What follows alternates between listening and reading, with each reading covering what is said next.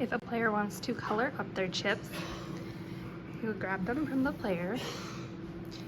You're going to start with the lowest amount first. We have $3. Can't color that up, so you're gonna come and switch it into a $2. These will then go into the chip tray.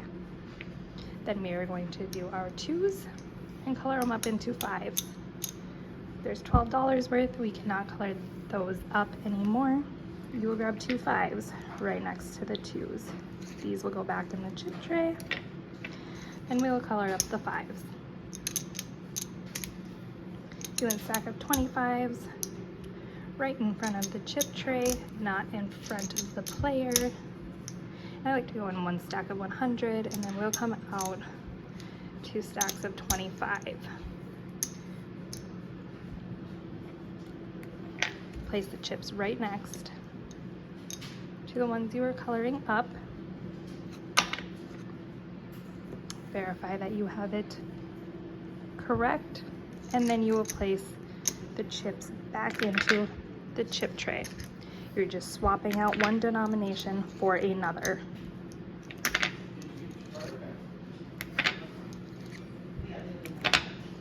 If this player then wants to cash out, you will color up even more. You can color up these into 100. Place it right next to it. These go back into the chip tray. Again, you're just swapping out one denomination for another. So you have 150, 52, 53. Now, when you are paying the player out, you can pay like this, where they are on top of each other, but they have to be face down. So we're at 60, 80, 100, 20, 40, 50, 1, 2, 3. No more than 100 in a stack. And then once it gets to be different dollar amounts, I like to keep them separate like this. It's easier for you as the dealer to see, and it is easier for the camera to see. Verify, double check that it equals the same amount. Then you will take the money, you will hand it to the player. You will record these on your chip tracking sheet, and then these do not go back in the chip tray. They do not go in here. These are going to be in your chips redeemed tray in the file cabinet. Players can give you any sort of dollar amount as a tip. If they want to give you $13, you can take that. It just goes in your tip jar. A lot of people do that. It's not uncommon. Now, if a player wants to color down, the same rule applies. They cannot hand you a chip handed. It has to be on the table. If they want 5 1s, again, in front of the chip tray.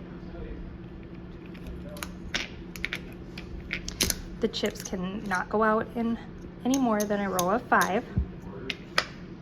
5, 5. So then you'll scoop these chips up, give to the player, take this back in the tray. This goes just in the tray just because they were exchanging one denomination for another. If they want to color up into 5s, there's $10 worth. And make sure that the chips are separated so the camera can see exactly how many chips are there. Then you will do 2 5s. You'll hand this to the player, and then these go in the chip tray last. You put this stuff in the tray last, just in case the player questions the amount that they have given you or you have paid them out. That way you have it in front of you to show them that you gave me $10 worth of this. So that's why you put this in the tray last. Same with when a player buys in. That's why we leave it out.